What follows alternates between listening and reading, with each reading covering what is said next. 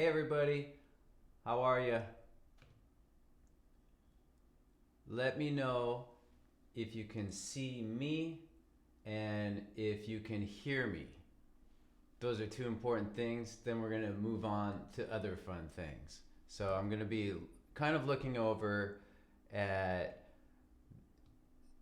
I'm going to be looking over at some questions. So if I'm doing this a lot, I hope you can forgive me. And I haven't done this in a while, so I'm going to be a little bit rusty, but I'm going to do my best to make it fun anyway for y'all. Okay, great. Looks like people can see and hear. Really appreciate the feedback. I'll start by saying that I'm going to do some introductions and then just do my best. I'm going to begin, instead of directly with some questions, just like a little teaching to start, and then we'll dive into questions. I'm going to do my best to answer all the questions. I don't know everything, especially about things not having to do with fiddle. I know a little bit about fiddling, and then a lot less about the rest of life in the universe. So I'm really happy to see you all here. Let's see, I'm just going to run through and say hello. Hey Kurt, hey Felicity, hey David, hey Mary, hey Owen, hey C.A. Shirley, hey Mouette, hey John Finney, hey FF, hey Magstar, hey Rich. Richard is helped a lot with FiddleHed. This guy Richard Manning has helped make some of the Kitty Fiddler videos, and he's been a tremendous help. Casey, Mary, Owen, hey Owen, nice to see you. So let's see. Sorry if I skip your name. It's kind of scrolling really quick. But Michael Lancaster, Amanda. Oh, so many people. Now I'm just like, great. Barry Snow, Mim. A lot of you I've talked to. A lot of you I haven't. So I hope that we can continue to talk through email. And if you've emailed me, you know that I'm a little slow with getting back to email, but I do my best to answer everyone. Okay, so another question I want to start with is, I'm just going to ask you folks a few things, and then we're going to get started. So please tell me where you all are from, and just say, I'm from whatever city and country. If you're from the US, just write your city name. And if you're from some country outside the US, say the city and country. All right. So in the meantime, I'm going to pull out my fiddle while you take the time to answer that.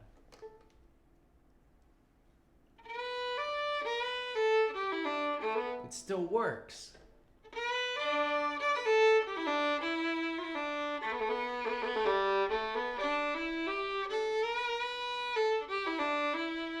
All right, it feels good.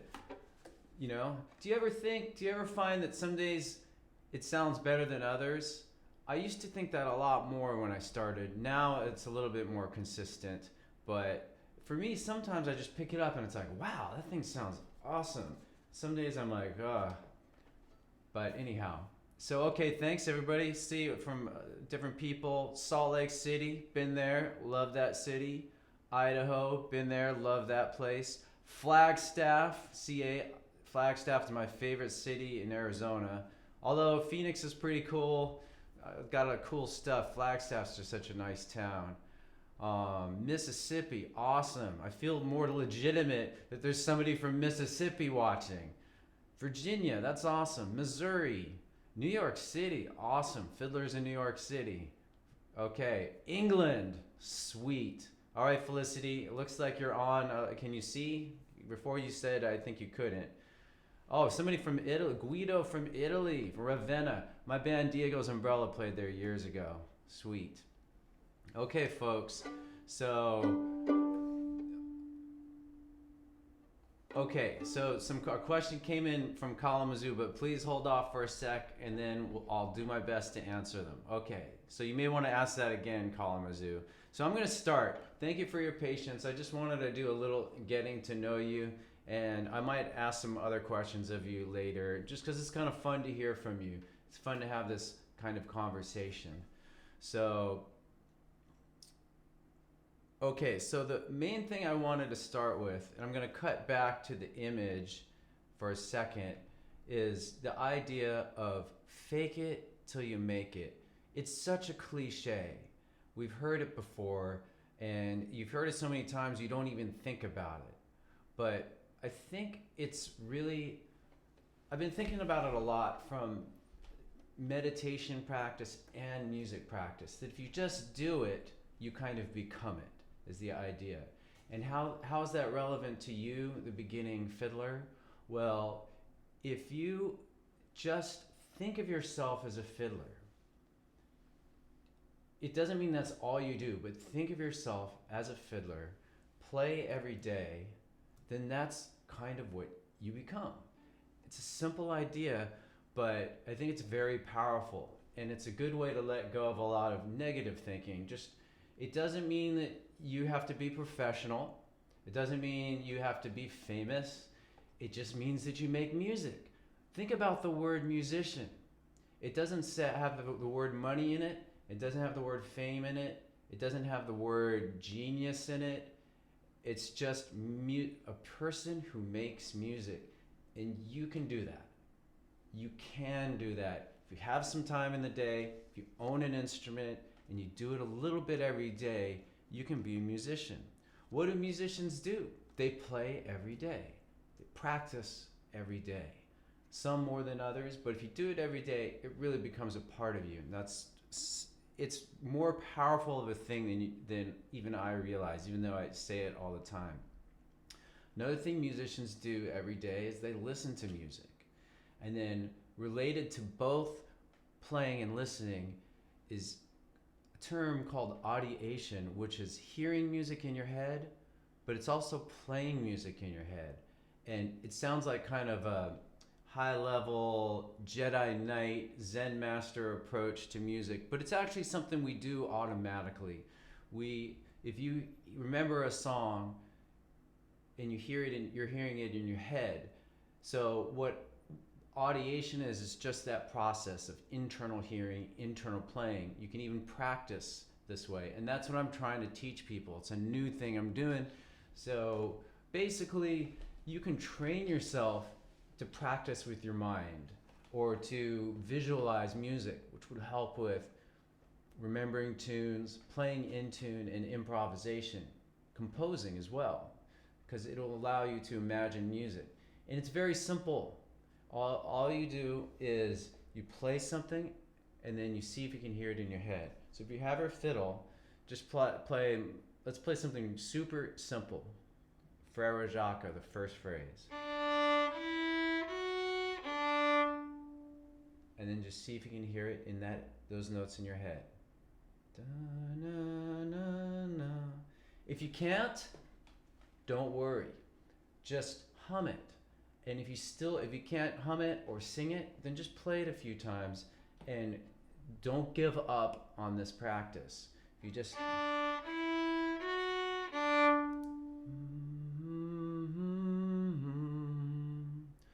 eventually you'll get to the point where you can hear a full fiddle tune in your head.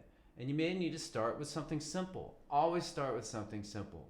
The simplest tune I teach on FiddleHed, you could start with that. It's Bylum Cabbage Down, this version.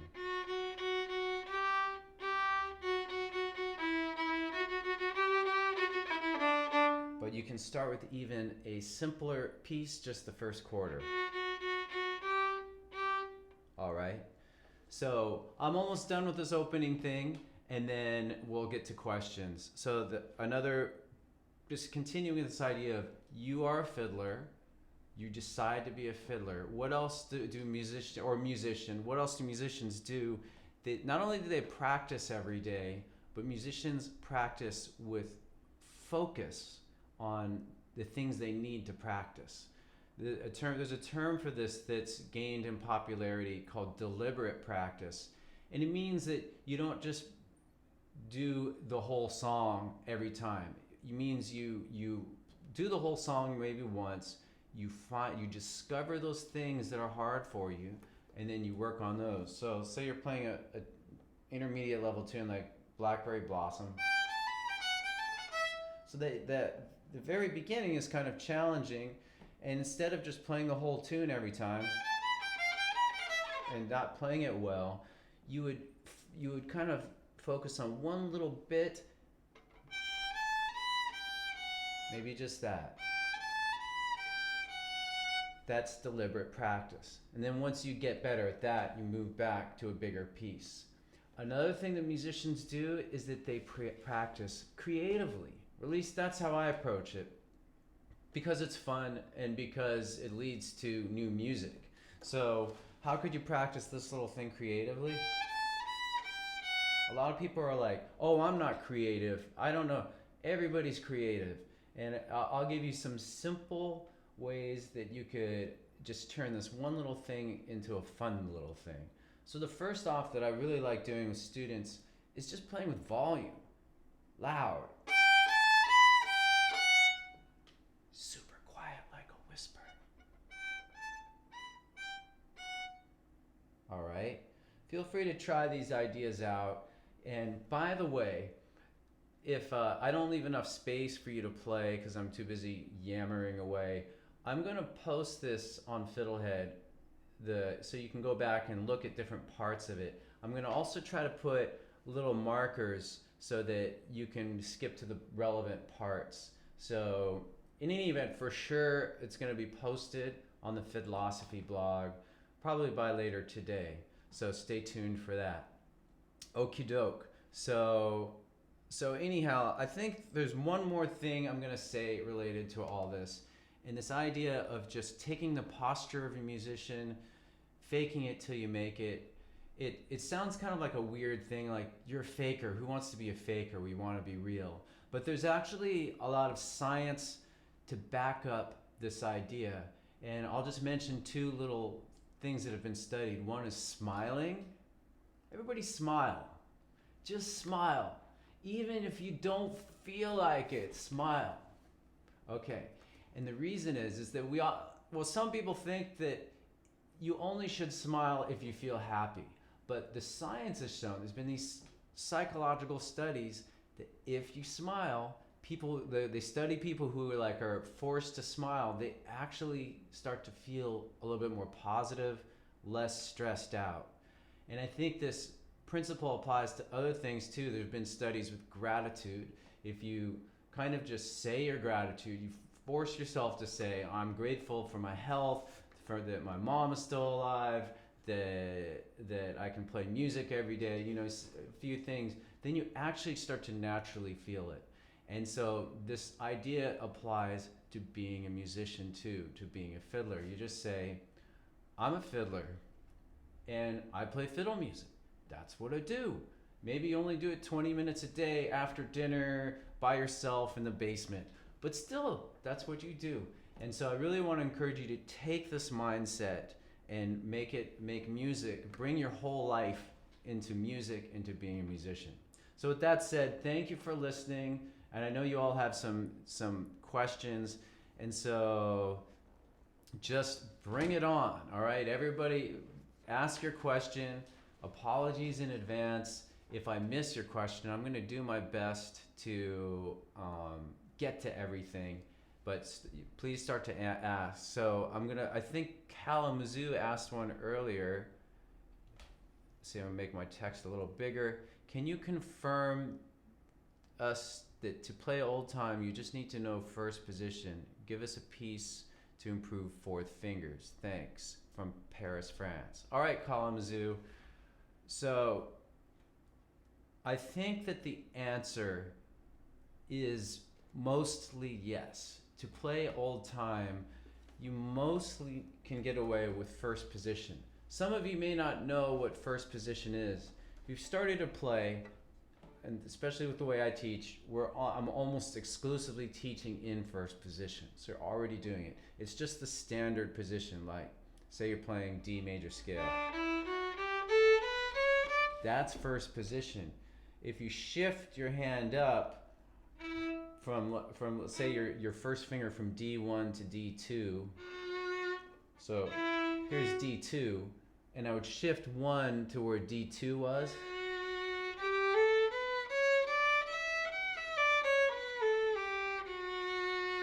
That's called second position, then third position, fourth position, fifth position, and so on.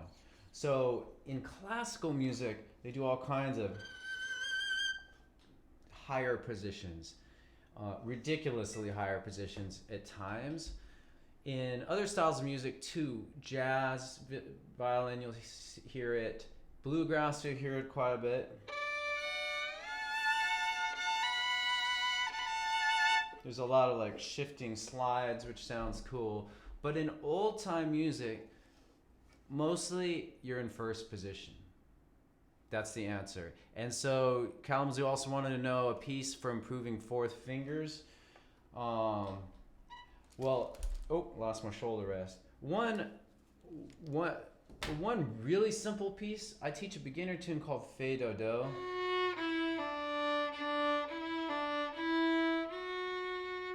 And then a way to do that, you can transpose the tune so you start on fourth finger on the E. So it'd be 4, 3, low 2.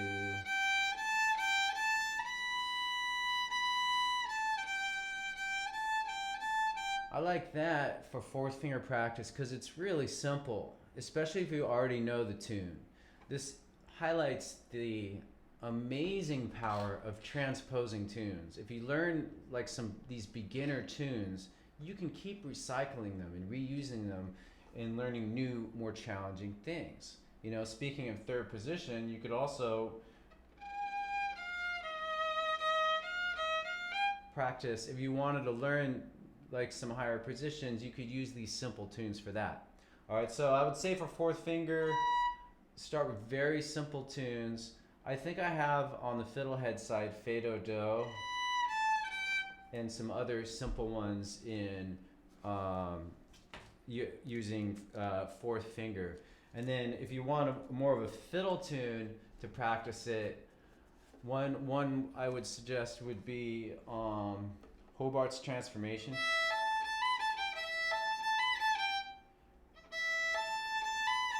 That's on the site. Another one would be, I had another idea too. Well, I'm gonna leave it at that, but Hobart's Transformation, simple tunes, and I'm gonna try to look at these questions and put links to relevant lessons. Good idea, mind. So when I do post this as a blog post, I'm gonna try to remember to put I'm gonna actually make a note of that. Links to lessons. Okay, so now I will remember something. Okay, cool. Let's move on to the next question. Let's see. I play the violin, it says Muet, but if I want to start the fiddle alone, how can I do that? Well, I think that if you just start playing the I don't know how well you play Muet, but if you apply what you know about violin and just start learning fiddle music, then I think that'll work for you. You just need to find a teacher, either FiddleHed, some other online course, or if you can read music, start reading and start listening. But I think there's a more specific question in there, so sorry for the vague answer, but if I want to start the fiddle alone, how can I do it? So if you don't have a teacher, yeah, like the FiddleHed course is designed to help people who are learning on their own. So if you haven't already checked that out, check that out. And if you have a more specific question, please ask. Okay, moving on. Let's see, Shauna James. I'm having trouble sounding crisp and clean with string changes without a lot of residual sounds. I love this question because I know exactly how to answer it. So, all right, so Shauna and everybody else, there's some very simple and powerful practices for cleaning up your sound and making it more precise. And one of the first things I teach before I even teach fingering, go ahead everybody, place your left hand on the fiddle. We're not even going to do any fingering. And if you want to say, what she's talking about is this, say you're going from string to string, there's sloppiness that could happen.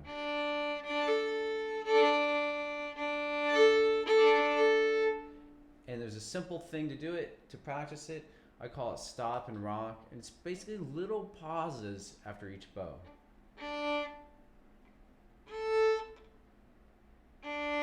You give your hand time to find the next note.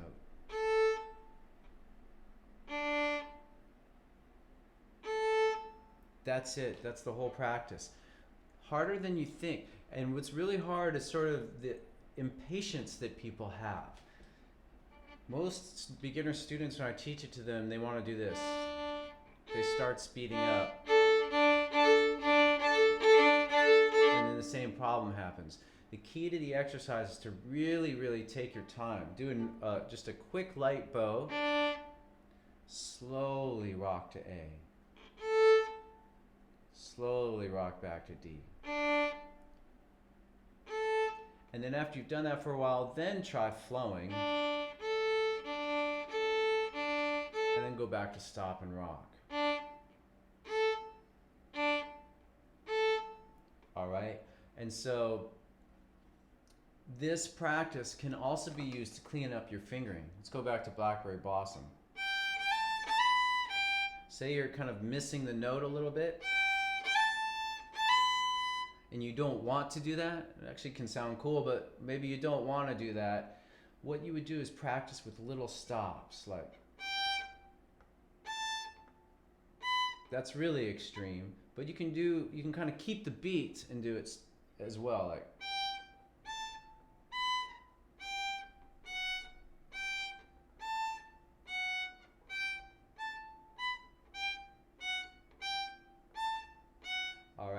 and you wouldn't do that exclusively, but do that a little bit, and it brings your awareness to that precision.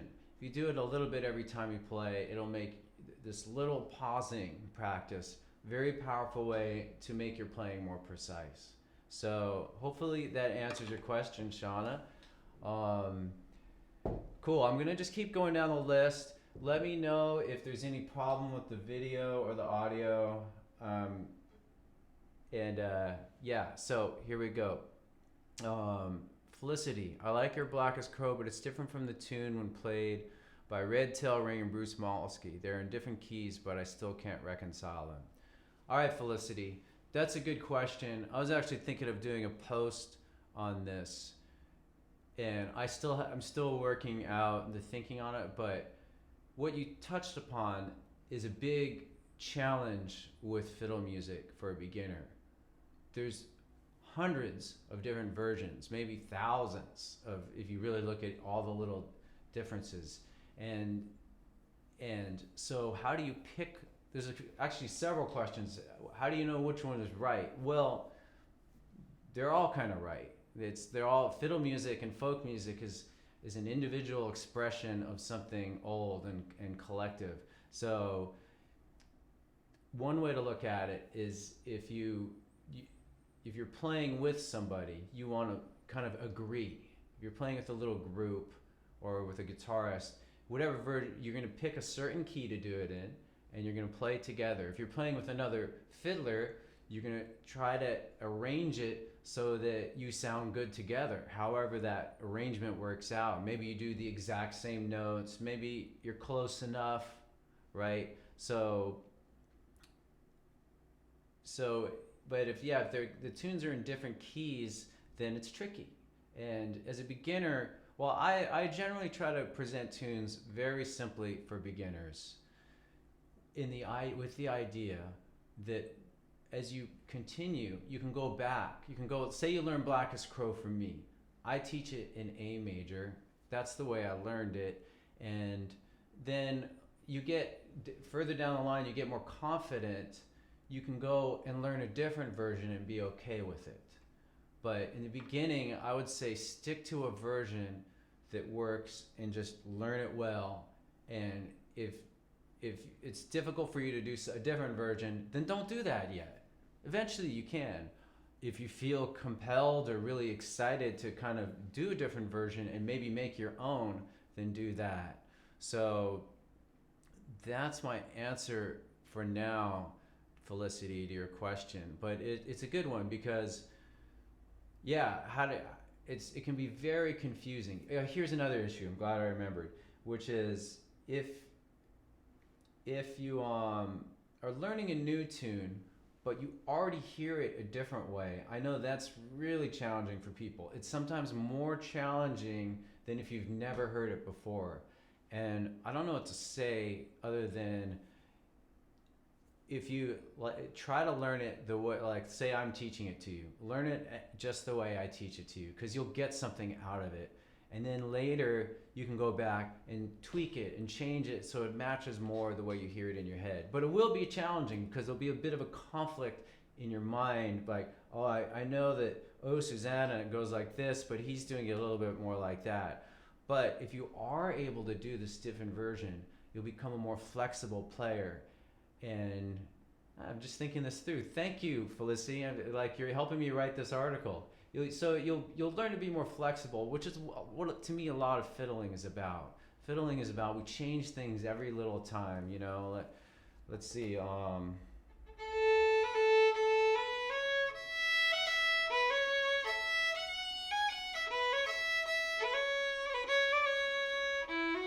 So that's Blackest Crow B part. Let's see. How about it? Now I'm going to try it a different way.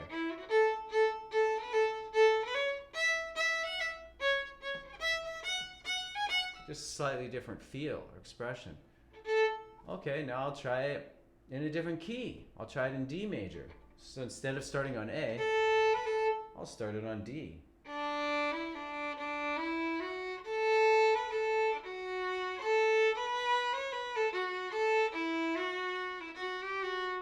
That's another great thing about transposing tunes, is that it kind of opens your musical mind to see the possibilities, endless possibilities of these simple melodies. Okay, so I'm just gonna keep rolling. There's a lot of people with questions, and I'm gonna wanna, if I don't completely answer something, you feel free to email me, or better yet, go to the post page and ask your question there, or follow-up question there. I'm gonna keep rolling here. Red Iris. Okay. Are there maybe a couple exercises you use to warm up your shoulders and neck before playing? Ooh, I like this question too. And the reason I like it is that when I practice, I often have physical problems that because I get in one position and I stay there, and I'm trying to work on this actively myself.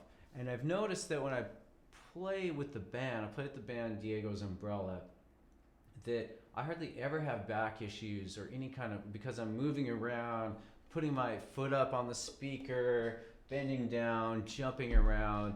And so that kind of physical motion keeps me, I don't really have any physical problems. So I'm actively trying to think of ways for myself to treat my body better when I practice. And then I want to be able to teach it more to people. But I'll answer your question with, yeah, I mean, I generally try to pause to stretch. I'll shoulder stretches. I just felt it crack by doing that. You can join me if you like neck stretches. And then a big one I do is I'm just gonna do it now. Set down my fiddle, and then just slowly bend down as far as I can, it's comfortable. Part of the stretching and yoga practice is kindness. You don't wanna force things so that you injure yourself. You just try to work right close to your edge. It's like learning to fiddle. You know, you want to be challenged a little bit. But yeah, I'll take little breaks like that and come back up. Another really good practice, Red Iris, related to this, is to get in touch with your breathing. And something I'm also still trying to do more of, that a lot of times I'll be playing, and through all like the meditation practice, yoga practice, and years of music practice, I'll still, if I kind of getting into it, I'll feel my stomach tense up and I'll feel my breath shorten. And then that really starts to kind of injure the back or tweak the back or make it uncomfortable. So a really nice practice is to simply pause, or even before you start, kind of connect with your breath, hand on the stomach, just feel that breath. See if you can maintain that feeling of like calm breath while holding the fiddle. You can do it with me if you like. And this may be boring to some of you, but this is such a good thing to do, because no matter what level musician you are. And then see if you can play something uber simple, like just short notes on the D string, but keeping good, like an even breath. You can even try coordinating your breath with the bow, like in, out.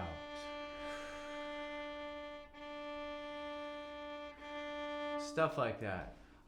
So long-winded answer. All these answers feel really long-winded, but anyway, thanks for listening, and I hope that's helpful. By the way, that's something I don't know if other people are as interested in as I am, but the idea of combining like awareness of the body, stretching, breathing with music is something I'm really interested in teaching more of down the line. Okay, so Sandra says thank you. Thank you, Sandra, and you're welcome, and thank you. Thanks for saying thanks. Okay, Amanda Sanders, I want to learn vibrato. I know second, third, fourth, and fifth position. What higher position will I need to know? Okay, well, I touched on this, the positions part earlier, Amanda. For fiddling, stick with first position for a majority of the tunes themselves. And like I said, bluegrass will go higher. If you're into classical, it just depends on what piece you learn. Some pieces you will need seventh position. It really depends. I'll be honest, I rarely go higher than third or fourth position. Sometimes when I'm practicing scales, I'll go a little bit higher, but it's because of the type of music and things I do with music. I actually don't go that high. I want to learn vibrato. So vibratos, I have some lessons on it, and I need to redo them and make some more. But the flash lesson on vibrato, first of all, I recommend not trying it until you're at least an intermediate player. Get to the point where you can do all the basic fingerings, including low first, raised third, low four, all these fingerings. Be able to do all the fingerings, be able to do a chromatic scale, be able to do double stops, just basically be at an intermediate level, because vibrato's challenging, and also you want to first get a good basic sound. Does that make sense?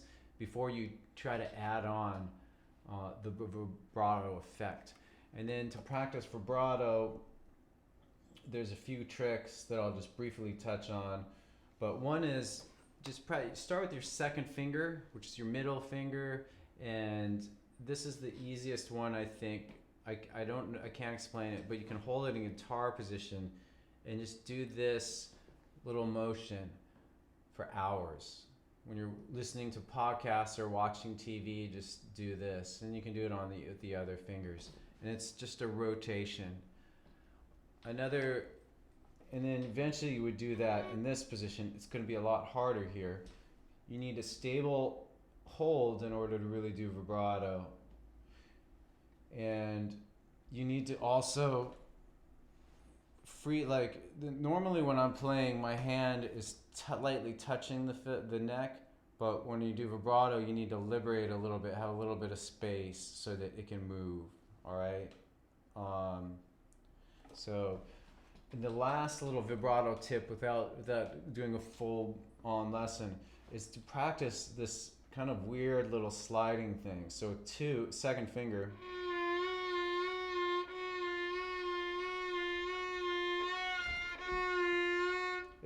This is gonna really annoy your wife, husband, dog, neighbor, but if you really want to learn vibrato,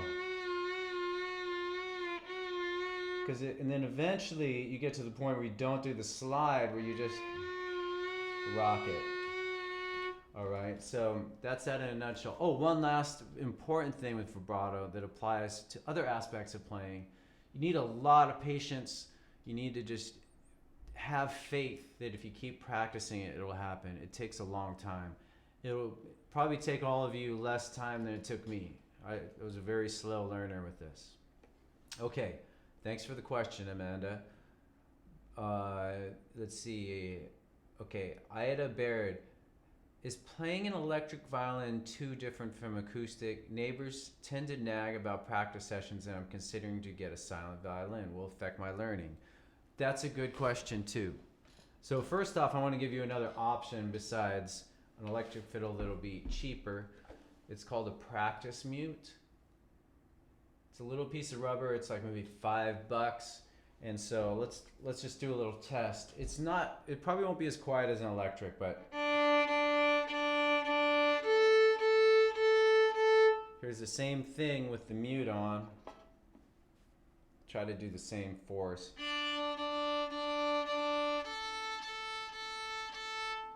So Amanda, you may want to start with this because it's a much easier investment of your money, and then just test it with your neighbors. Just say, hey, I'm using this thing called a mute, and let me know if it's easier on your ears. Okay. But on a related question, you may want to kind of figure out when your neighbors are around, because it's not good to always use this because you're not getting the true sound. I've made this mistake. For a while I just practiced with the mute, and then when I would take it off, it would be like, it's harsh. It's because you haven't really you stopped developing your tone as much because you're not hearing the full tone. Does that make sense? So if possible, you want to carve out some time when you're not going to be disturbing others where you can play without the mute. But say you're really on fire to play. It's 10 o'clock at night. This or an electric violin would be a good option, all right? Because then, it's a lot harder to hear it. An electric violin, I don't have mine out. I actually don't have mine here, but it's even quieter because there's no electric violins tend to be solid, like an electric guitar, and so there's less resonance, so it's even quieter. So if you really want to practice all night or something, an electric violin would be a good idea. And there's more and more kind of tech solutions which allow you to listen to it with headphones and stuff. So I just got a note from Yuri, the editor, that I need to make it a little bit brighter. I'm going to give this a try. Taking you behind the scenes of the FiddleHed webinar. Okay, let's see how that looks. Yuri, let me know if this looks better. Okay. All right, cool. So moving on. I think that, and then about the electric violin, it depends which one you get. It will probably be maybe a little easier. Maybe I know mine is the action is lower. It's a little easier to play, but again, I generally think if possible, learn on a decent acoustic. But if electric is the best way to keep you practicing, ultimately being able to practice every day trumps everything. So you want to be able to do that. Okay, I have more ideas about electric violin. So Aida, feel free to ask a follow-up question, and if I don't get to it here in this, because I want to keep moving to answer everybody's, then I'll attempt to do it in the post that'll come after this. Okay, so let's see. Casey Smith, how important is the bow quality and angle? So flatter edge, that's a good question, and I've recently learned that bows are more important than I thought they were. That a lot of the sound comes from the resonance of the sound in the bow, and after playing a little bit, I'm starting to notice it.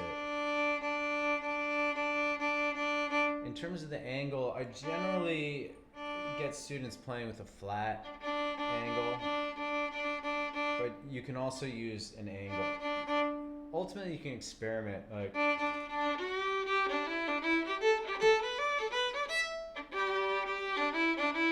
think you get more like a fuller sound when you have it flat, and then if you're attempting to do something lighter or less volume.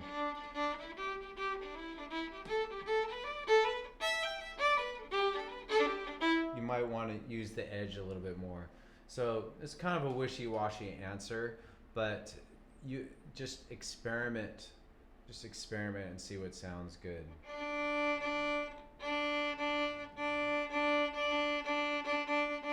But in general, I think I'm trying to get students to play with a flat angle, to play so that you're roughly parallel to the bridge and perpendicular to the strings. So a lot of beginners might be doing this, and you want to be doing more of that. You also think of it as like a rule of middles. You want to be in between the bridge and the neck in the middle, and you want to be roughly in the middle of the bow as a beginner. A lot of fiddling can be done with very little bow.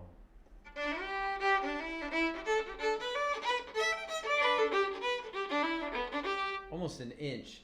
But that said, sorry, and I'm kind of going off on a tangent, but if you learn longer bows, even though you may not tend to do that in fiddle music, it's going to help your short bow game as well, to be able to get a nice sound, be able to get your wrist involved. Okay, thanks for your question. Sorry it wasn't more definitive. Okay, let's see. C.A. Shirley, when in a jam and others play a tune I don't know, say in the key of G, how do I know what notes to play in rhythm? Okay, C.A., that's a good question. So I'm going to do a power lesson on chords, but I have a whole bunch of lessons on different chords. Basically, learn to play a few basic chords. G, the easiest G chord is G and D together. That's a G chord. And without going into theory, that could be major or minor. So, but now I'm gonna ask you a question. I want you all to think about it. If I play G and D, and that's a G major chord, how would you play a D major chord? Give you a moment to think about it, then I'll give you the answer. Gives me a chance to have a drink of water.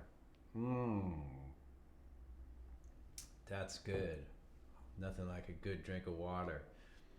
All right, so do you know what the answer is?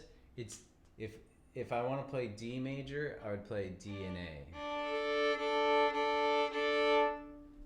And then how would I play A major?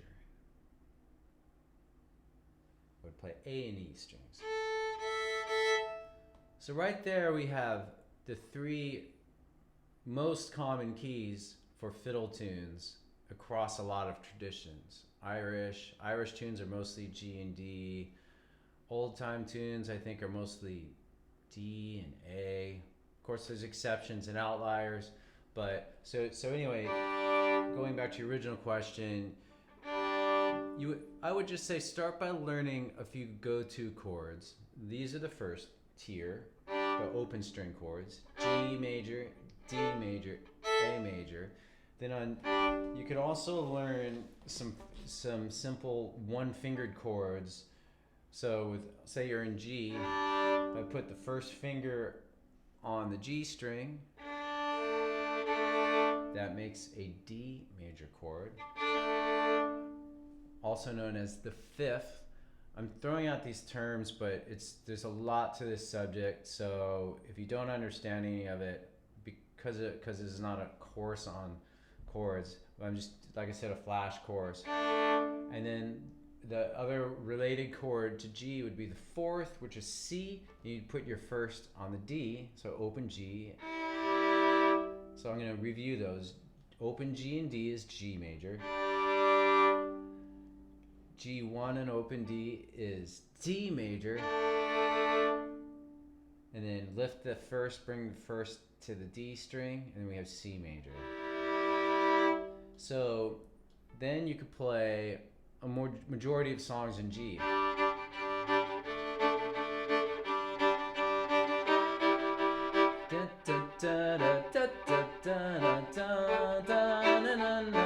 Here's Carrie Polka.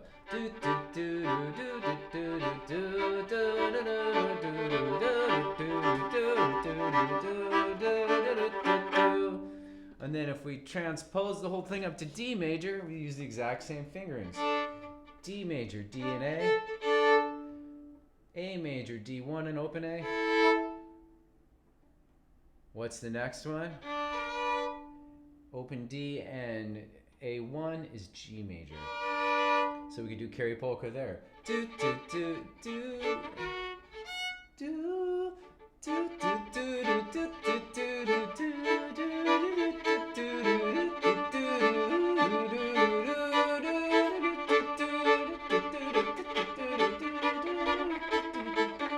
So on and so forth.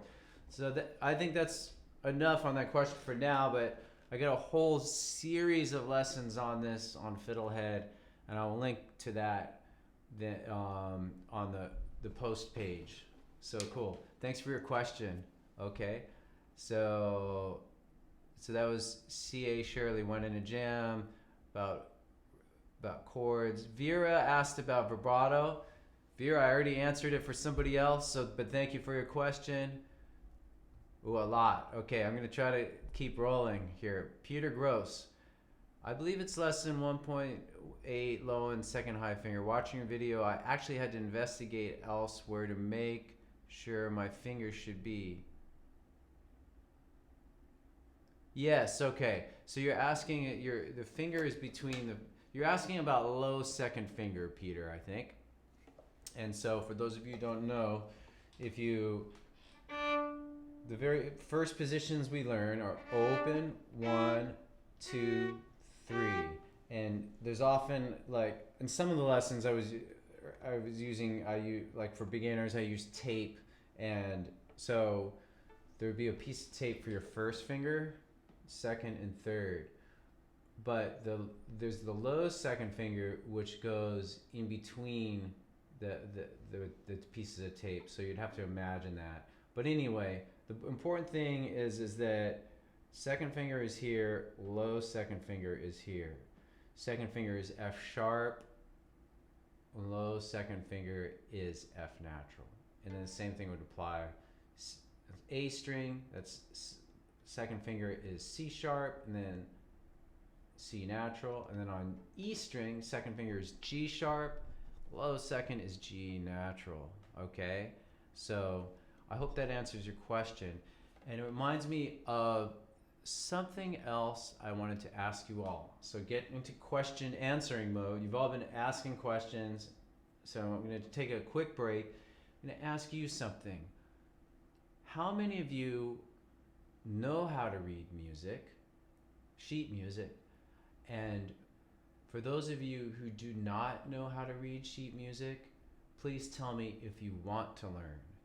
And why am I asking? Because I'm starting to make some lessons on this, and I'm going to release them on how to read sheet music.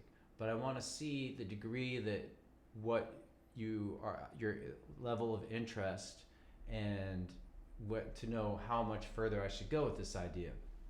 And I'll also just say briefly that I'm thinking of a whole new way of teaching it that I think will be more fun and more intuitive way to learn to read music. And without going too much into it right now, the way I'm going to teach you how to read sheet music is you're going to first learn just to look at it and recognize it using tunes you know, versus learning a bunch of rules that you have to think about. So we're gonna kind of bypass the rules at first of learning sheet music, learn how to recognize patterns by learning to read tunes you already know. So I'm not going to go too much further in it now, but I'll just ask the question again. Do you already know how to read sheet music? If you don't, are you interested in learning? And maybe you're wondering, well, why do I want to learn to read sheet music? And I think the answer is it's better to know how to play by ear. But if you can read, it will really give you more options down the line. You'll be able to learn tunes more easily, I think. You'll be able to learn tunes that you wouldn't otherwise be able to learn because you'll have that. You'll have that as a reference, and it'll also open up maybe new opportunities for you. Some of you might be interested in classical music, and so if you ever wanted to play in a little quartet, some beginner quartets or trios or duets even, that might be a fun thing for you, whole new thing. And oh yeah, so one last question I have for you, and then we'll get back to your questions. How many of you are interested in learning classical music, fun classical music, not things that are not, but say I presented it to you, some things in a fun way, would you be interested? Please be honest. If the answer is a flat out no, let me know. And if it's something you're curious about, maybe you're a little intimidated by, let me know that. And that's all. So those two questions about sheet music, reading sheet music. Do you want to learn that? Would you want to learn more classical stuff? Okay, so I'm going to get back to your questions now. Thanks for that. Okay, so Owen O'Malley, any suggestions about the best fitting shoulder rest? I think maybe a Wolf shoulder rest, which is metal and pliable. Oh, Owen, I have an answer for this. So I learn a lot of stuff from my students, and one student taught me two things about shoulder rest. Well, first, he taught me, he showed me this, turned me onto this one. It's called a Bond Musica. It's like a high-tech shoulder rest, and it fits really well, and it really just makes it super easy to hold. I have it in the recommended gear list on FiddleHed, but I'll put it in the show notes, in the post notes as well, or the office hours notes as well.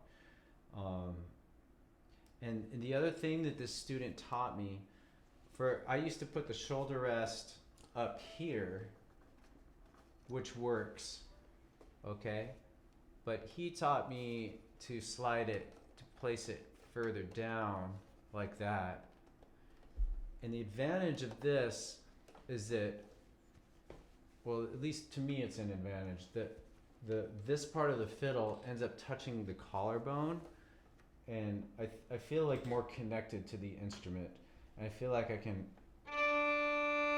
feel the tone a little bit better because it's more coming into my body more directly.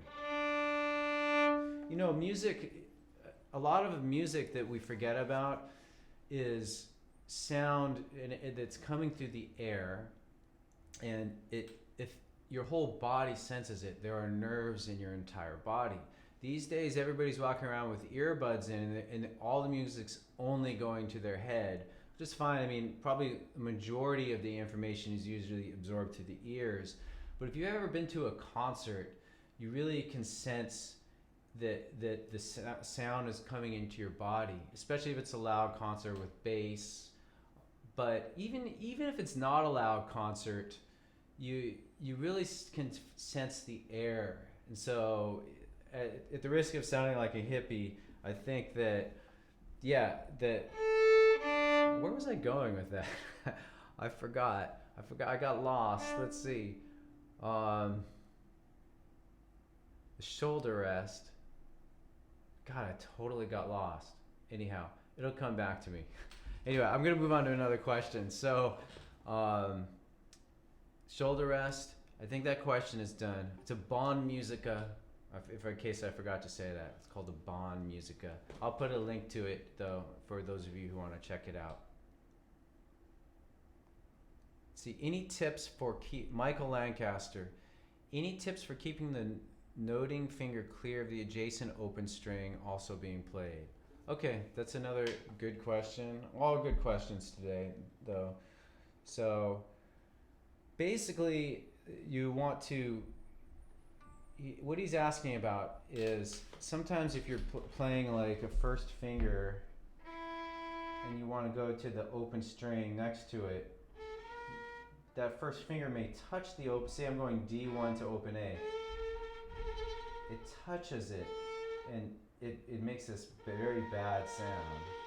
And so the trick is you've got to really lean away, you know, rotate your wrist away. But there's another trick you can do, Michael and everybody else, which is you can actually move your finger, place it between the G and the D strings. So instead of placing it squarely on D1, I would place it more in between G and D. So I mean, it's situational because that wouldn't always work, because if you had to go to G, open G somehow, then you may need to move more quickly. But so I'm putting all my fingers in between the G and D strings, almost squarely in that space in between.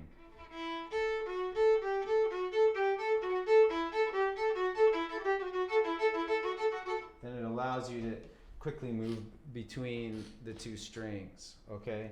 So I think that's a sufficient answer. Hopefully that's helpful. And you can practice it.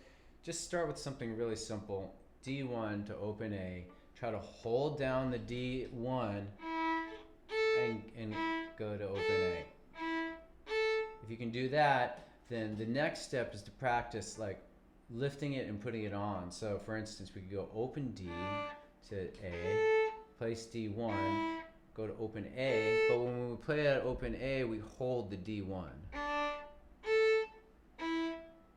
Probably a better exercise would be to double up each section, like D, A, D, A, D1, A. There we go. Do that 1,000 times.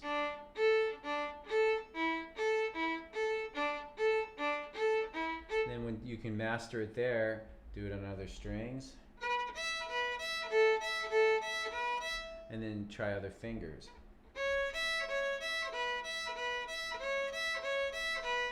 And with this simple, very simple thing, like we just did one little section, you can create your own exercises. It's something I'm always trying to get students to do. And that's a lot of what I do in-person lessons, is just say, hey, let's just make up the perfect exercise for this situation.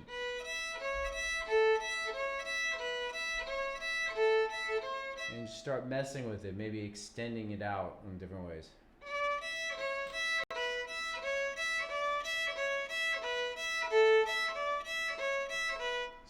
So anyhow, hopefully that makes sense. Hopefully that's helpful. I like to give you something to work on with these questions. Okay, so I'm going to keep going. Gary, thanks Michael for the question. Gary Arrington, I struggle with how much rosin to use. Too little, I get a whispery sound. Too much, it's crunchy and caked on strings. What's some guidelines about rosin? That's a good question.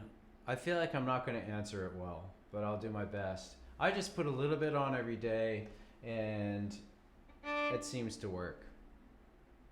Yeah, I don't think about it too much, but I have to apologize because there maybe some people have the perfect rosin technique, and I generally do that, and it seems to work. I don't know if that's helpful or not. Maybe you may want to.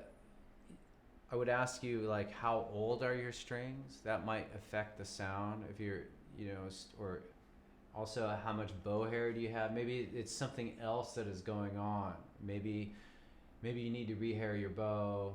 Maybe you need to change the strings, something like that.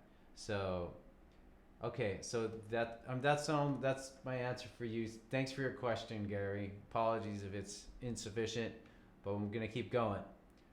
Okay, Richard, let's see. Where's Richard?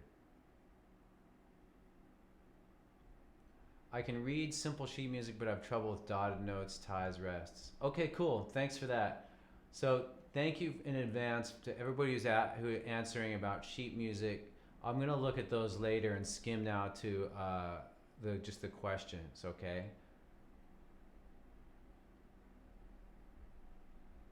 Hey Rick, welcome to the webinar lesson. Thanks again, everybody who's answered about reading, classical.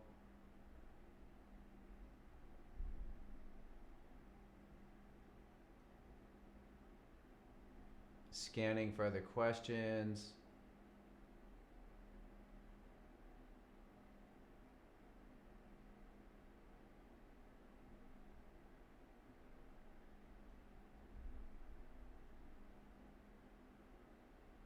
Okay, Peter Gross didn't answer question.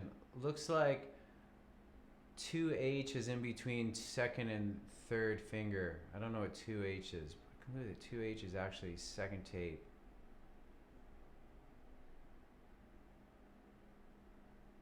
I don't know what 2H is. I'm trying to think what you mean, Peter. Conclude that 2H is actually second tape. I'm sorry. Please clarify what you mean by 2H, and that might be able to help me answer that question. Thank you for the open string. Okay, you're welcome, Henry, for the open string question and tips on it. Any tips, Brendan McLean, any tips on bow control for the fast tunes with string crossings like Tam Lin? I'm finding impossible for anything higher than a medium tempo. Well, first I would say, Brendan, thanks for your question. How long have you been playing? A lot of people have been playing maybe like a year or something, and they're frustrated because they can't go to an Irish session and keep up, or an old time session, and it takes a long time to get to that point, a lot of practice. And I always encourage people to not hurry to get to that point, because if you do, you often sacrifice your sound. And I really think that like a better, I'm kind of avoiding your question for the moment, but I'm going to get to it, is to not worry about playing fast for a while, to focus on a good sound. So even if you were doing Tam Lin, your fingers need thousands of repetitions, your fingers and arms, in order to really just feel completely comfortable with things. And I've been playing quite a while. I've been playing about 40 years, but still, if I haven't warmed up, I'm pretty slow and clumsy. So that's another whole thing, is you may need to warm up for 20 minutes before you can do the tune you want. I mean, just doing really basic things. But, so, let's see. Brendan, tips on bow control. So, I would practice very focused exercises. You could lift them out of tunes. Like if you took Tam Lin and just practice, but don't go on in the tune.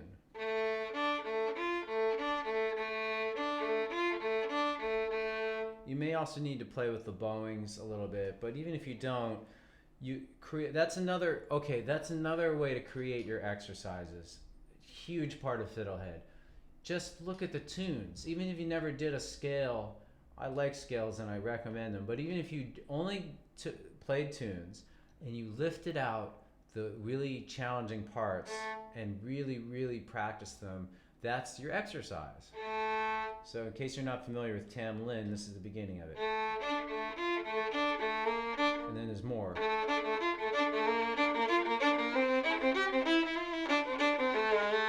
But what I'm saying is you just played a small phrase.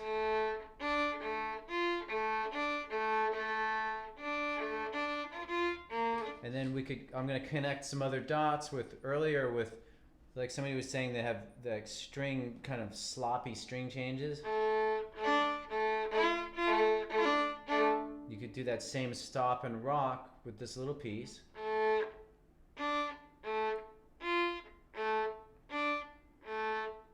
Honestly, the slower you play and practice, and you even do it ridiculously slow, the faster you'll be able to do it later. It's sort of the Jedi Knight method of playing fast. Because you're really giving your hands and fingers the opportunity to learn what they need. Then another tip, Brendan, would be to use a metronome to slowly ramp up to the desired speed. Again, don't be in a hurry to do that, but find out what your fastest speed of the day is. Maybe it's 70 beats per minute. Then back off before you end that day to something even more slow. Next day, work up to 70 beats. Try to get up to 73. 70, like a few extra beats per minute is pretty imperceptible. See what your maximum is, and your max tempo should be something that you can make it. Maybe you're a little tense, but at least you can do it. But you're not stopping and starting. That counts as your kind of max tempo. So, and then all the other practice things I mentioned, Brendan, like stick with that same exercise, try it on, starting it on D. Then on A.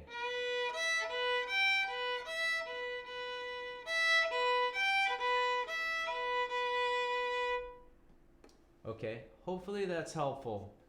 Okay, I think you're on the right track though. All right, let's move on. Tom Boudel. In classical music, slurring is defined in a piece. Bluegrass and old time, it seems to be a convenient way to play quicker. Do you have any set places in songs to slur? Any discussion on when to slur? Good question, Tom. So if any of you have looked at different fiddle music, or okay, let me pull back.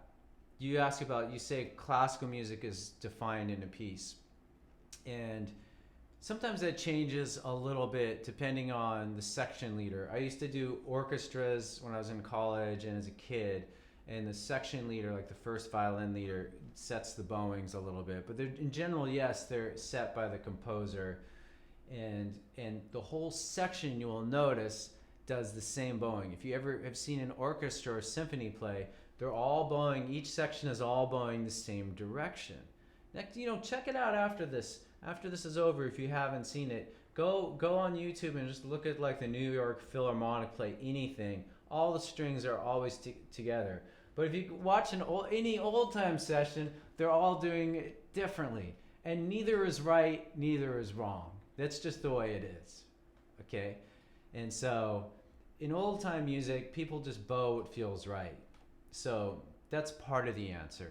The other is, how do you know what to do? And basically, if you can read, in general, I recommend trying things. The fiddler's way is to try things out, experiment. It's both the art and the practice. So you do it, you play the tune once without slurs.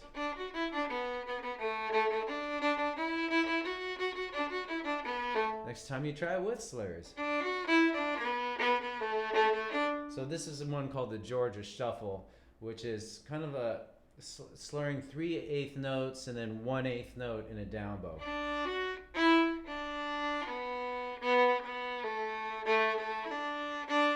So it's maybe better illustrated on the B part. So there's a few very good patterns you can learn, and so for instance, there's the Georgia Shuffle, which I just did.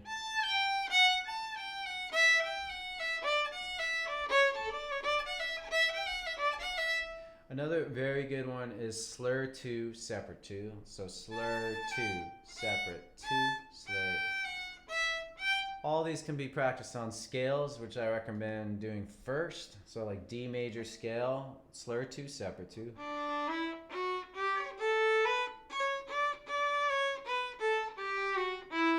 Georgia Shuffle.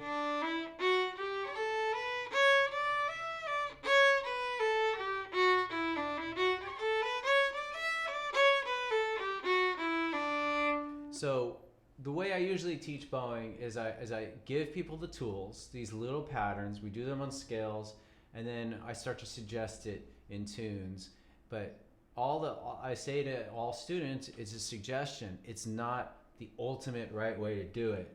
But sometimes it's helpful for people to know, I'm going to do it this way. I'm going to do one version of the tune. This relates to a question earlier on the Blackest Crow, like, oh God, there's so many versions you just do one version of something. Pick a version of the tune, a way to do the bowing, learn it well, and just take it with a grain of salt. There's other ways to do it. And again, fiddling is an art and a practice. So the art of it is creating all these cool different ways to do it each time. Each person has their own little voice. But at the same time, this is also the way you practice. You do it once with slur 2 separate 2. Do it once with Georgia shuffle.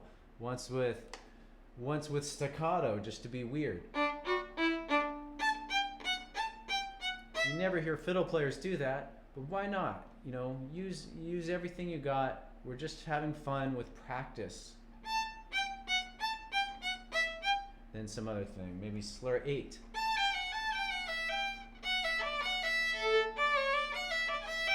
You wouldn't really hear that, but use it as a practice thing, and then kind of trust in your inner musician. Eventually, by trying out these different ways, you'll settle on a way of doing it that you like. Thanks again for your question. Let's see, that was from, Tom. Thanks, Tom. Moving on. Let's see, Carrie Waters, do you have any tips on how to master the figure 8 old time sound? Gosh, I'm not sure what that is. Is that I think that's a bowing thing you're talking about, but I don't know enough about it, Carrie. Sorry, but I will say, I'm just gonna give another old time bowing thing in lieu of that. So I think I might do something like that, but the thing I was gonna mention, Carrie, is something called the pulse, which is a way of kind of taking a long note. It's like instead of doing separate notes, we can do one bow with 2 notes. So like,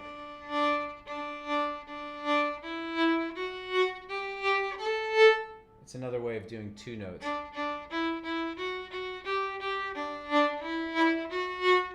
And the pulse is basically a little, like say you're playing a note, you do it slow, a little acceleration, and then slow again. I'll just do it on open D.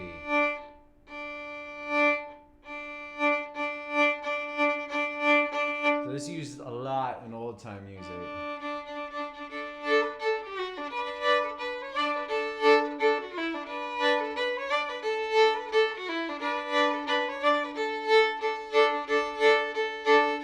You can add in double stops too.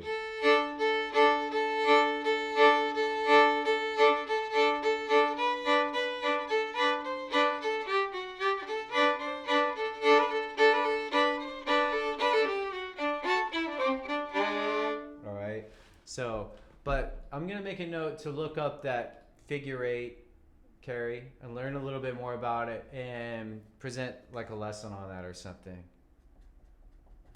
So thank you for your question. I appreciate that. Let's see how many of these I can get through. Brendan, oh, patience is so hard. Yeah, maybe it is. Is it hard? I don't know. I always ask myself, it's kind of a good comment. Brendan says, patience is so hard. I always think that about like different practices that I'm learning. I think, oh, it's hard. And I think, what's really hard? Is it just that I'm saying it's hard? I mean, if I'm doing it, then is that enough? I don't know, deep thoughts.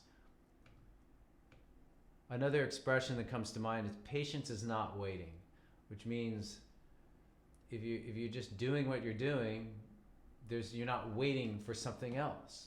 There's no need for patience. If you're standing in a line, there's no need to exercise patience and just be like, okay, I'm not going to get upset. You know, it's just, that's what you're doing. You're waiting in a line.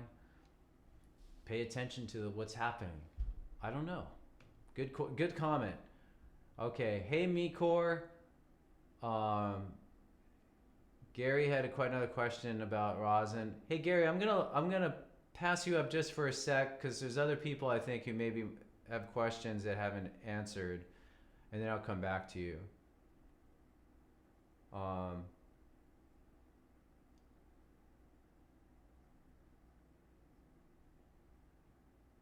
Okay, Henry K. Practice suggestions for practicing timing, counting on notes. Is a metronome helpful? Thanks for your question. So I think it's very helpful to use a metronome. However, if you're learning something for the first time, if you're learning a piece, do not use a metronome while learning it. Especially if you're a beginner. Maybe if you've been playing a few years, it's fine. But you really need to, the reason is to say you're learning some, I don't know, like cash jig or something. You may need to be fluctuating in tempo for the benefit of your fingers to figure it out. And maybe you're doing smaller pieces and bigger pieces. So you don't want to be locked in to the robot tempo of a metronome or a beat or something. But if you do want to improve your timing, for sure a metronome can help. You know what else can help is play along tracks. The ones I got on FiddleHed, there's usually every song has got play along tracks for each little part. That's good for timing as well because you've got to sync up with that. And if you're just playing on your own, I see it happen all the time, and I know I do it a little bit too. If you're always playing on your own without a beat, your tempo will be fluctuating. It just will happen. But you can train yourself, and the metronome is the most tried and true way of doing that. And all I would say, and I've said this earlier in this session, is that don't use it all the time. Take it away. Practice without it, then go back to it. Not only is that good practice, because then you won't be dependent on it, but also I think it's more enjoyable. And then when you do turn it on, you'll get something out of it. When you turn it off, you'll get something out of it. But that would be my main advice for timing, is that, and there's more advanced things for metronome practice that I'd like to get into, but that's the basic idea. Some other things you can do. I'll give you one other suggestion for timing. So say we're doing a tune. Here's a tune with like a tricky rhythm called Shooting Creek. So I think this beginning part is tricky. I'm tapping my foot. By the way, I'm not recommending that you tap your foot because that's actually a whole other skill to develop. More on that in a minute. But what you can do is, say you have the metronome going, just pretend like my tapping foot is the metronome. Set down your fiddle. This is challenging. Maybe more challenging than playing it is to clap it. Do, do, do, do, do. Maybe start with singing it. Do, do, do, do, do, do, do. Just that piece. Do, do, do, do, do. And then clap it. Do, do, do. Just clap. Add back singing. Do, do, do, do, do, do, do, do, do, and so on. That's an amazing practice for getting timing, is to set down your fiddle, focus on it using your voice, clapping. Foot tapping is a whole other thing. It's something you need to practice on its own. But since nobody asked about that, I'm not going to go into it because there's other questions. Okay, so I'm going to keep going. Thank you for your question. Let's see.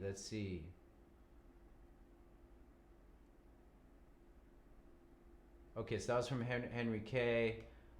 I'm getting better at this live stream office hours. I just thought of an idea that'll help me find my place on the question. I'm just going to share everything with you right now. I'm highlighting the question I'm on.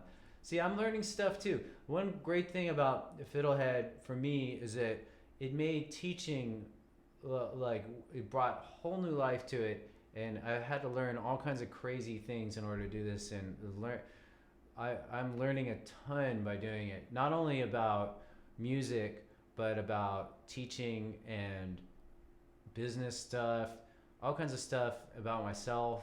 And I think that that's what happens when you go on a great journey like you all are on with learning the fiddle. It opens up learning in all other ways in your life, I think. I mean, that's what I find. And even if it doesn't, just the learning one thing is really exciting, and I don't know, it just opens up new doors. So, okay, Peter, thanks for your persistence. So it looks like you're in between the second and third tape. Finally figured you're on second tape. Heard this also as 2H. I still don't know what you mean by H. Sorry, I think my brain is a little fried. It's coming up on an hour and a half. I really want to answer your question, but maybe I'll be able to do it afterward or something. Okay, Amy, you're welcome, and I'm glad you're fiddling in Alaska. Okay. Oh, that's great to hear. All right.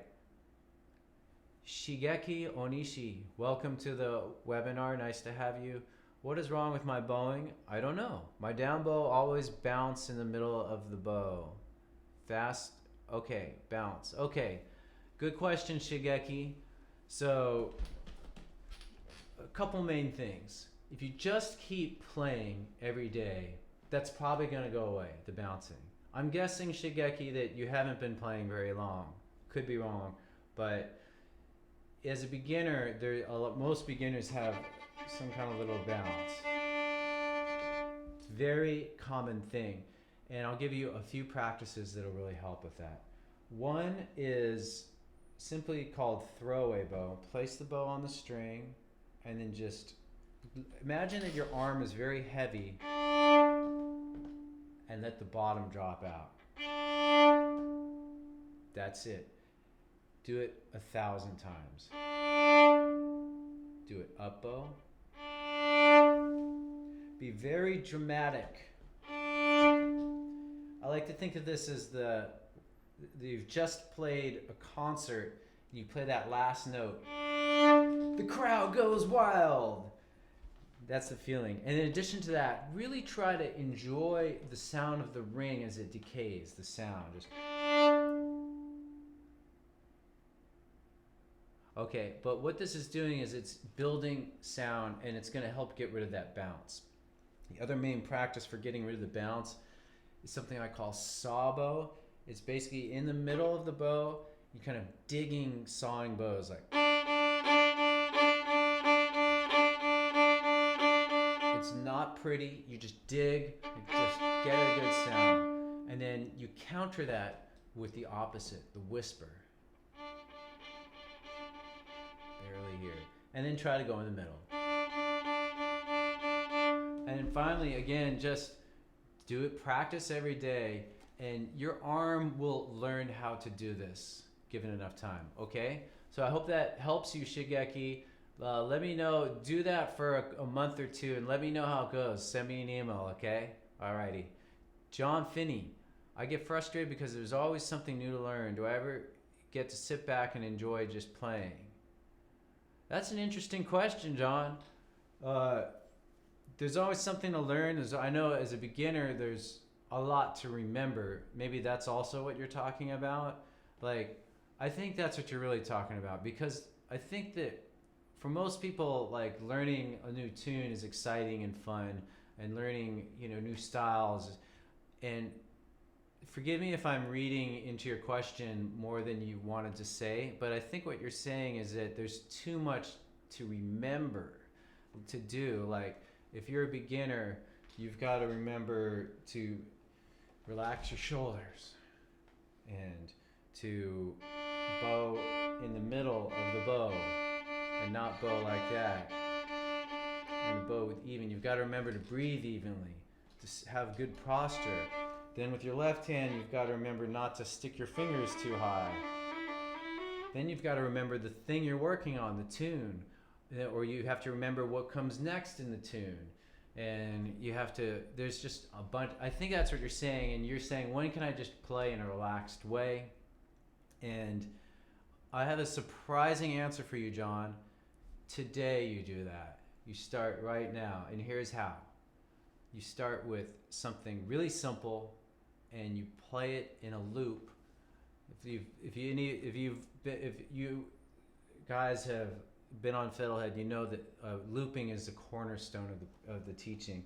And basically, you loop on something. Take something simple, like the first phrase of O Susanna,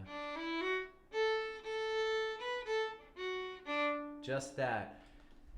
Literally just loop on it. Play it 100 times in a sitting. You'll be shocked because eventually you will get to a point where you're just playing. And if you're not, then you simply do something simpler. Maybe there's this.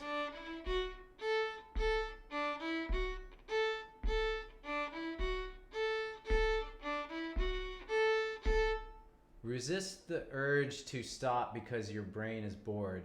Keep playing it and something magical will happen. It will start to just feel like music.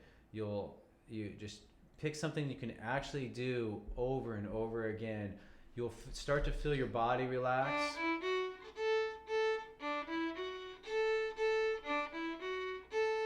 You'll start to not think as much and move towards playing. And then you instantly realize all your hopes and dreams for music, which is just to make music.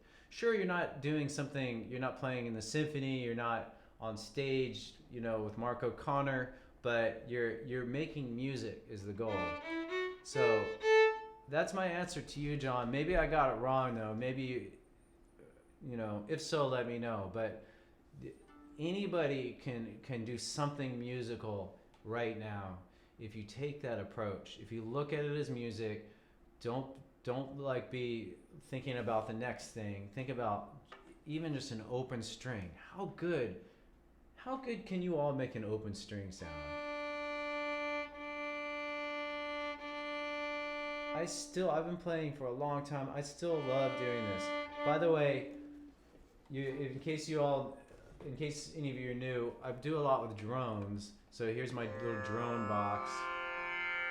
You can also use FiddleHed. I have drones on FiddleHed, and there's ones on YouTube, of course. YouTube's got everything.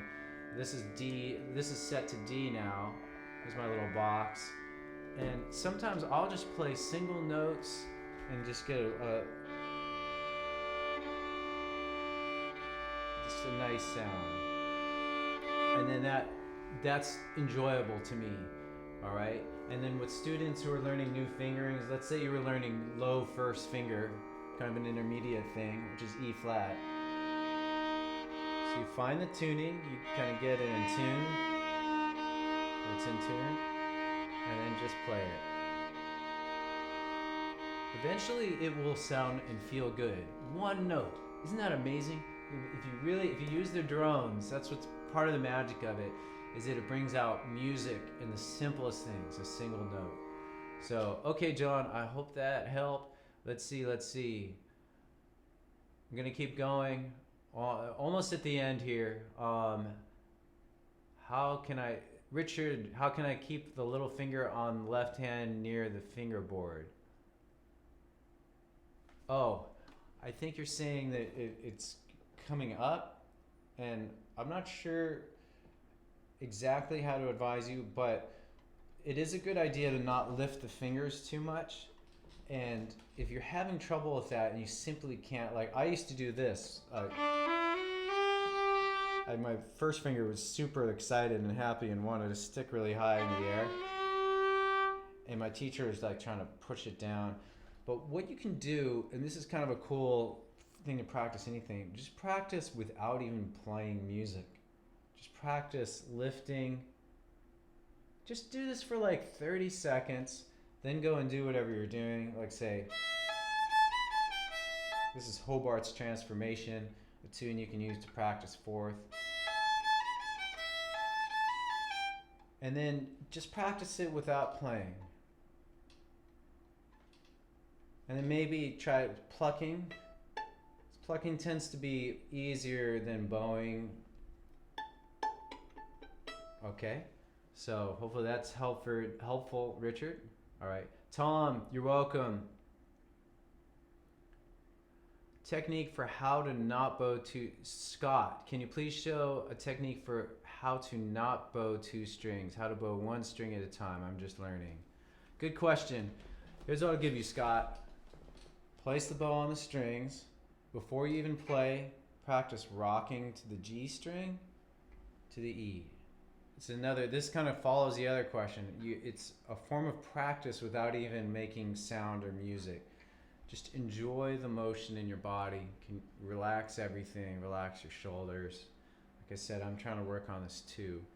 And then practice just going between two strings. Now if you're on D string and you want to only play D string, but you're playing A string, it means you got to adjust this angle. So Scott, I would say simplify your practice to the point where you can tell, oh, I just need to switch this angle. And if you go too far, you'll hit the G string. So it's just a matter of practicing to get this angle right. Another thing you can do is to just practice going from D to A with that bow stopping. I touched on this earlier.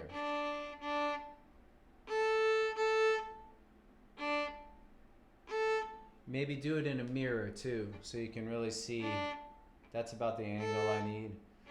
For those of you who are mathematically minded, you may want to figure out the angle. Like, I was okay at math, but for me it's just an intuitive thing to know what the angle is.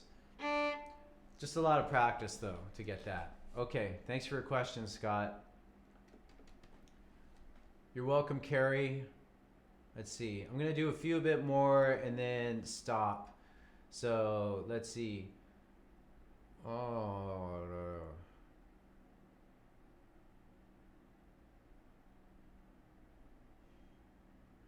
See, Carrie says, try playing straight back and forth, but let half of the downstroke be half of figure 8 on its side, like drawing a backward letter S. Okay, Carrie, I'm gonna read your the article you sent. Thank you for that, and I actually want to do a lesson on that because I am doing a bunch of old time music lessons. Just so you all know, people who are if you're subscribed to FiddleHed, I'm going to be doing a bunch of Irish lessons, ramping up this amazing St. Patrick's Day, and then maybe later spring I'm going to return to doing more old time lessons, and this would be a great technique lesson. So I appreciate it, Carrie. I'll get to it. And apologies for not doing it now. Okay, thank you. So H is high. So I'm going to go back to Peter Gross's question. I appreciate that. So looks like you're in between second and third tape. Finally figured out you're on second tape. Heard this also as high 2. I guess all high second finger on second tape. Yes. Thank you all. That was a group effort. My brain is fried, I think. No, I got this now. So yeah, so I guess all high second fingers are on second tape. Yes, Peter. So second tape. I don't have a taped up fiddle at the moment. Maybe I'll do that next office hours. Oh, question to you all then. I think some of my more recent videos, I don't have finger tape. Do you care? Is it helpful? Maybe it is. Just send a quick note right now in the webinar if you like seeing the lessons with tape on it, on the fiddle, okay? I think that I slacked off a little bit with that, but maybe it doesn't matter, maybe it does. Let me know. So, okay, Peter. Yeah, and then high third finger. So there would be a piece of tape for the third finger, which is right next to the piece of tape for the high second finger, which I usually just call second finger. I usually don't use the word high. That's what threw me off. And then high third finger would be right above the third tape. So here's regular third, and there's high third. All right.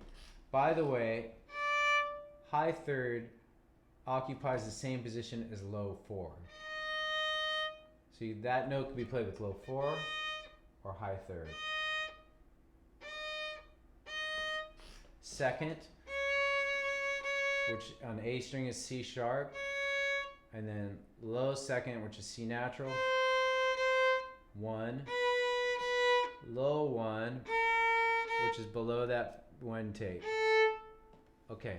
Hope that clears it up, Peter. Thank you for your persistence. Again, it takes a village. When should I change my strings? I practice about 5 hours a week. Kyle, thanks for your question. No worries. I don't know. It depends. Like, how old is your fiddle? If it's, it just depends how old the strings are. If the strings are brand new and you're practicing 5 hours a week, you probably don't need to change it for a while. You'll start to notice that the sound gets kind of dead if you're playing a lot and it's been a long time. I probably don't change mine enough. I've had some strings sitting on my desk.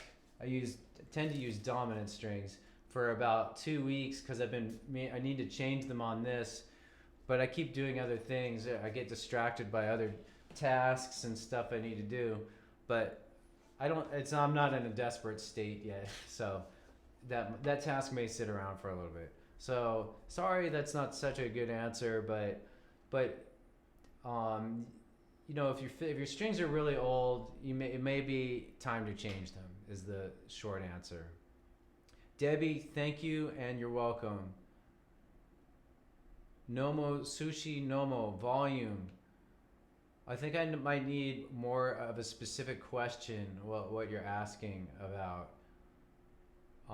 But I did mention earlier that you can practice with you can play around with volume, and one way to do that is, and volume can be a form of variation. So you're playing any tune.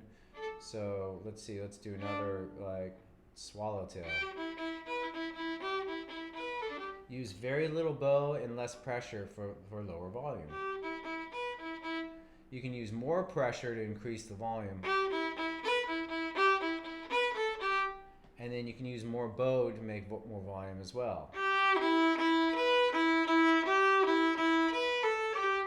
All right, and then you can use volume as a way to add expression and variation, okay? And then accenting is a form of volume control. So say like I do.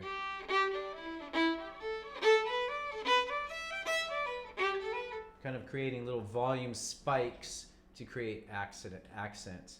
So, and a lot of like if you learn the Georgia shuffle, and a more advanced thing, but it creates a pattern, an accent pattern. Okay, moving on. James Smith, foot tapping to 6/8 is a struggle for me. Any tips? Yes. So what I would say is practice this. If you want to do any kind of foot tapping, practice it without your fiddle. Just start by listening to a song, tapping your foot. So start with that. So like Kes Jig, pick some 6/8 song, Kes Jig. Dun dun dun dun dun dun dun dun dun. Literally tap through the whole song of any recording. Maybe a faster one. Dun dun dun dun dun dun dun dun. Then pick up your fiddle and practice foot tapping with the simplest possible thing, open string. So if you want to do it with 6/8, do triplets like 1, 2, 3, 1, 2, 3. That may be too hard, believe it or not. If it's too hard, then simply do one tap per foot. Like, it sounds really basic, but this will actually really lay a solid foundation for doing foot tapping well. A lot of people tap their foot and their foot's just doing whatever it wants. Have you ever seen that? That like they're just, and it's fine, but if you really want to do foot tapping, it's like anything, you need to practice it in order to get it. It's a musical instrument. It's like you're being a drummer. Drummers got to use their foot and do things with their hands, and they practice their foot drum, the kick drum, bass drum separately. So if you want to do foot tapping, it's like you're being a drummer. You have to practice with that kind of deliberate practice. So usually when I teach this, and I have some lessons on it, and I want to explore rhythm and timing at some point. It's always too many things I want to do, but I would say that you start with simple things, 1 for 1, and then try doing 2 notes, like 1/8 notes per tap for every foot, like, and 16th notes. And then do very simple scales, or just 2 notes maybe. And then gradually do more complex things with the foot.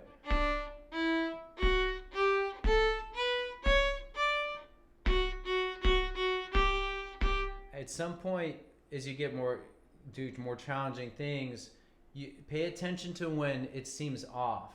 If you can't tell, then record yourself and then listen back. You'll be able to tell for sure. And when you do get thrown off, then do something a lot simpler. All right, go back to a scale or even single notes, and then you can really test whether the foot tapping is working by using a metronome in coordination with that. Okay, thanks for your question. I hope to have more stuff on timing and practicing timing. I don't know when, but I've been taking notes on that, just so you know. Okay, thank you all for your saying nice things. All right.